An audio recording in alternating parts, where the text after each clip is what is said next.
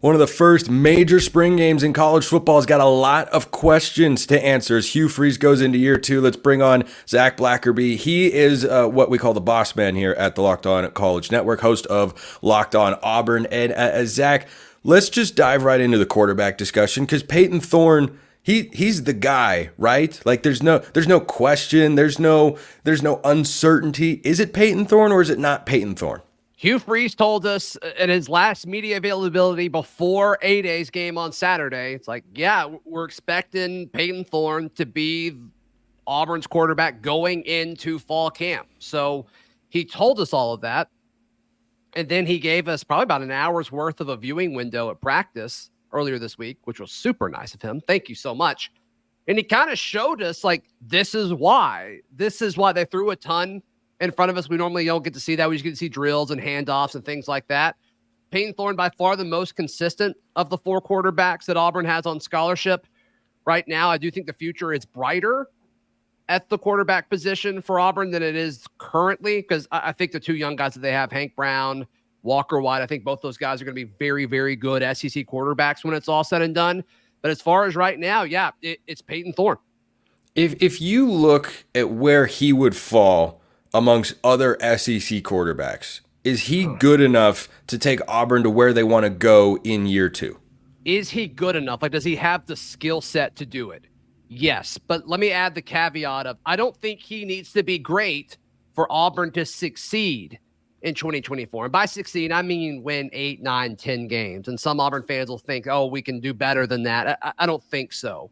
I think this roster still has a lot of concerns, Spencer. And one of those is quarterback. Let's just be honest. But does he have the ability to do it? Yes, we've seen him make the throws. We've seen him use his legs. He was actually pretty impressive as a runner a year ago. So can he put it all together, and can he be more consistent?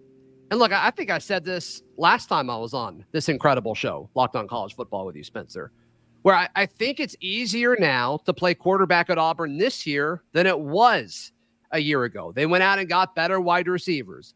The offensive line looks really, really good. One of the more physically impressive looking offensive lines I've ever seen at Auburn. And that's been a minute.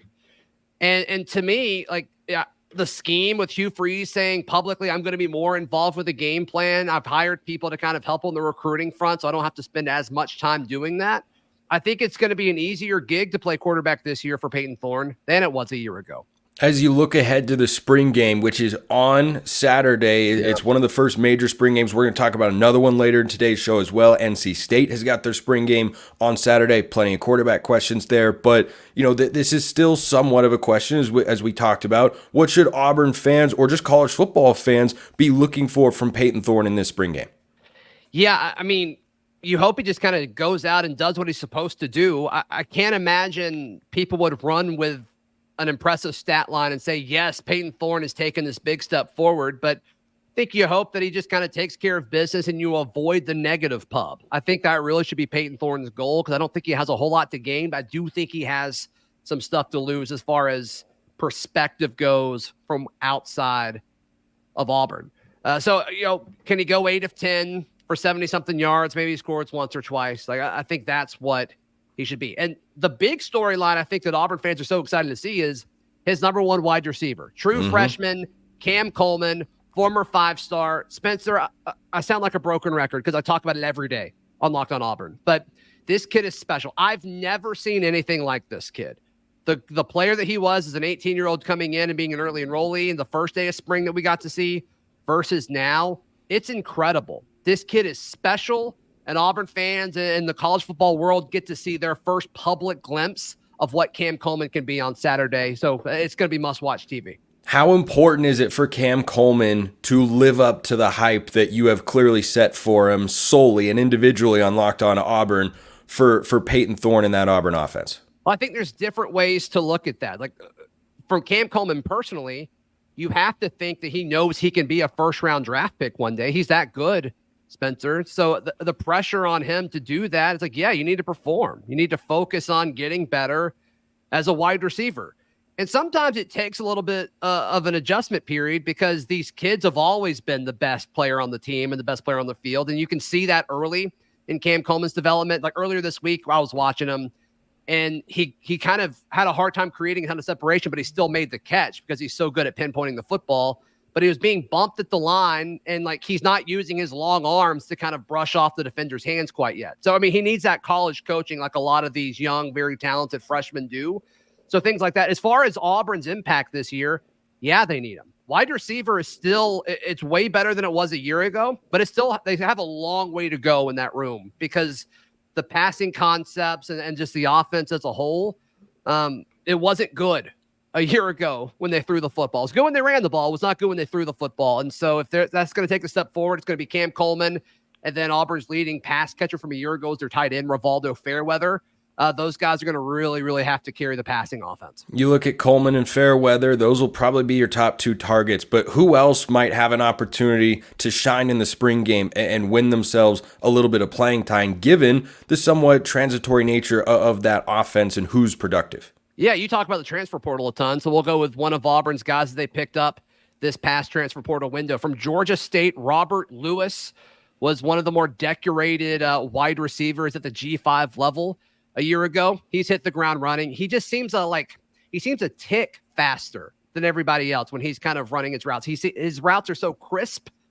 You can tell he's a developed route runner and developed wide receiver as a veteran guy. I believe this is his last year of eligibility. So I expect him to start at the slot for Auburn, and we may get a few good glimpses of him on Saturday.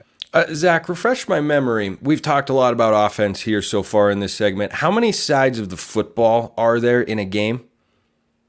3 if you count special teams. That's the right answer right there. It's exactly what I hoped you would say. I'm a huge special teams guy. If you are special on special teams, let me tell you, I think that far too many college football fans have been burned by kickers or punters or a muff punt or anything like that to overlook special teams. But we do know that defense is slightly more important. So let's go to that side of the football because they get a few more snaps on the field. What does this Auburn pass rush look like? It's a lot of questions. There's a lot of questions about this pass rush, but the top guy, I think, has the chance to be one of the... I think he should be a dark horse when you talk about like who can break out in the SEC next year. Jalen McLeod, another guy that transferred, this guy a year ago, transferred over the summer from App State to Auburn. We heard nothing but great things about how impressive he was early on in his tenure over the course of summer workouts and fall camp. Gets hurt towards the end of fall camp, has some sort of level of an ankle sprain, got healthy towards the end of last year and was great. This offseason, he's been described as elite, unblockable, playing at a different level than everybody else around him. So Jalen McLeod is certainly a name to watch. After that, there are concerns about this team's depth when it comes to rushing the passer. I love the word elite more than most people. I use it in just kind of my everyday vocabulary. So Joe Flacco is a great example. Elite? Well, of course, this is not, he's the comeback player of the year in the NFL. Of course he is elite. I'll get you out of here on this, Zach. Who's one other player defensively that Auburn fans or everybody else in the college football world should be aware of? Yeah, Sylvester Smith, the young safety. I think he's gonna start.